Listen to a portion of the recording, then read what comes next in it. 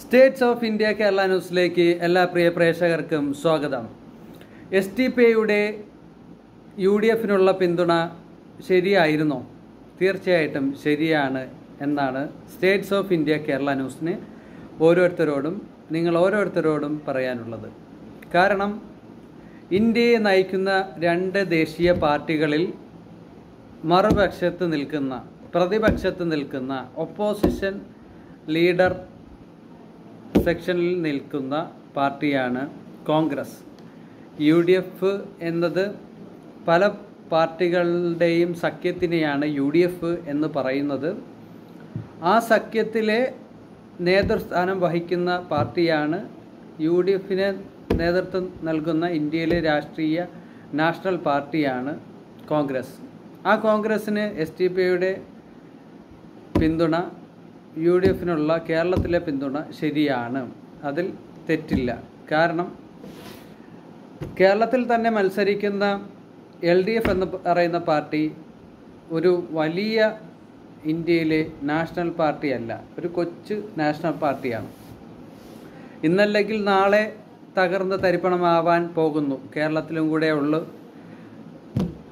LDFൻ്റെ സ്ഥാനത്ത് തീർച്ചയായിട്ടും BJP കേരളത്തിൽ കയറി വരും എന്നതിൽ യാതൊരുവിധ തർക്കവും States of India Kerala news കാണുന്നില്ല. കാരണം ഇപ്പോൾ തന്നെ പിണറായി വിജയൻ എന്ന കേരളത്തിൻ്റെ CPM മുഖ്യമന്ത്രി, LDFൻ്റെ മുഖ്യമന്ത്രി ഓടിക്കൊണ്ടിരിക്കുകയാണ്. കാരണം ആരെ പേടിച്ചു? BJPയെ, RSSനെ, NDAയെ, കേന്ദ്രത്തെ പേടിച്ചുകൊണ്ട് ഓടിക്കൊണ്ടിരിക്കുകയാണ്. അവർ പറയുന്നത് അനുസരിച്ചില്ലെങ്കിൽ അപ്പോഴേ ജയിലിൽ പിടിച്ചിടും, മുഖ്യമന്ത്രി സ്ഥാനം പോവും, എല്ലാ വിലയും പോവും, എല്ലാ നിലയും പോവും, ഇരട്ടൻ ചെങ്കൻ എന്നുള്ള പേരും പോവും. പിന്നെ വല്ല കാര്യമുണ്ടോ? ഒരു കാര്യമില്ല. അതുകൊണ്ട് കേരളത്തിൽ LDF തകരും, ആ സ്ഥാനത്ത് BJP വരും എന്നതിൽ യാതൊരുവിധ തർക്കവും കാണുന്നില്ല. പലർക്കും ഒരു സ്ട്രോങ് പാർട്ടിയാണ് LDF എന്ന്, CPM എന്ന് പലർക്കും തോന്നിയേക്കാം. പക്ഷേ LDFലുള്ള CPI എന്ന പാർട്ടി നല്ലൊരു പാർട്ടിയാണ്. അത് നയിക്കുന്ന, ആ പാർട്ടിയുടെ നേതൃസ്ഥാനം വഹിക്കുന്ന, ആ പാർട്ടിയുമായി ബന്ധപ്പെട്ടവർ, ആ പാർട്ടിയിലെ അണികൾ എല്ലാം സ്റ്റേറ്റ്സ് ഓഫ് ഇന്ത്യ കേരള ന്യൂസിൻ്റെ നിരീക്ഷണത്തിൽ സാധാരണക്കാരാണ്, നല്ല വ്യക്തിത്വമുള്ളവരാണ്. അവർ അക്രമ രാഷ്ട്രീയം ഇഷ്ടപ്പെടുത്ത ആൾക്കാരാണ്.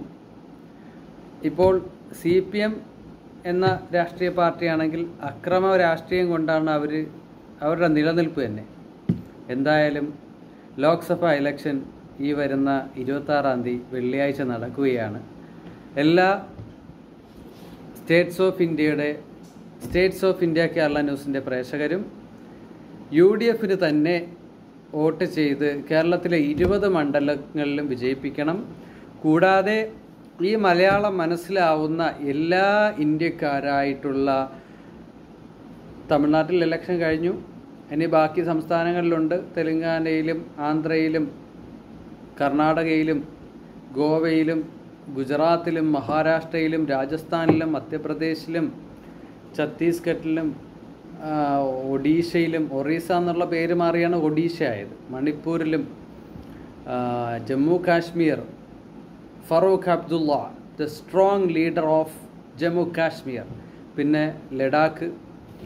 എന്തായാലും എല്ലാവരും UDF കോൺഗ്രസ് നേതൃസ്ഥാനം വഹിക്കുന്ന, ഇപ്പോൾ അങ്ങനെയല്ല, ഇന്ത്യ സഖ്യം, the strong and small party of ഇന്ത്യയിലെ ചെറുകിട 28 പാർട്ടികൾ ചേർന്ന ഒരു സഖ്യമാണ് ഇന്ത്യ സഖ്യം.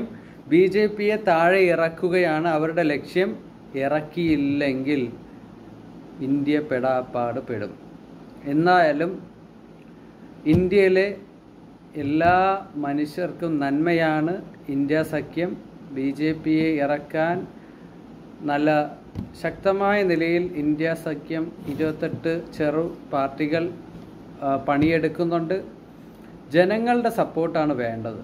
BJP അന്ധമായി വിശ്വസിക്കുന്ന ജനങ്ങൾ. പിന്നെ നമുക്ക് സ്റ്റേറ്റ്സ് ഓഫ് ഇന്ത്യ കേരള ന്യൂസിന് പറയാനുള്ളത് കള്ളവോട്ട്, EVM മിസ്റ്റേക്ക്. കോൺഗ്രസ്സിന് ഒരു വോട്ടിട്ടാൽ BJPക്ക് ഒരു വോട്ട് കിട്ടും, അല്ലെങ്കിൽ കമ്മ്യൂണിസ്റ്റിന് LDFന് ഒരു വോട്ടിടുമ്പോൾ BJPക്ക് കിട്ടും. അല്ലെങ്കിൽ മറ്റ് സംസ്ഥാനങ്ങളിൽ ഏത് നേതൃ പാർട്ടികളെയാണ് അവിടുത്തെ ജനങ്ങൾ ഇഷ്ടപ്പെടുന്നത് ആ പാർട്ടിക്ക് വോട്ട് ചെയ്യുമ്പോൾ BJPക്ക് വോട്ട് കിട്ടും. കള്ളത്തരം, EVMലെ ക്രമക്കേട്. അതുകൊണ്ട് മാത്രമാണ് ഇനി BJP അധികാരത്തിൽ വരണമെങ്കിൽ ഈ ഒരു കള്ളത്തരം കൊണ്ട് മാത്രമേ വരുള്ളൂ. എന്തായാലും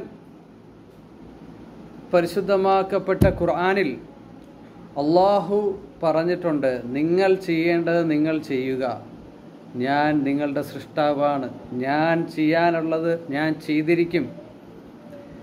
ഏത് തീരുമാനമാണെങ്കിലും അള്ളാഹുവിൻ്റെ തീരുമാനമാണ് എന്നാണ് സ്റ്റേറ്റ്സ് ഓഫ് ഇന്ത്യ കേരള ന്യൂസിന് പറയാനുള്ളത്.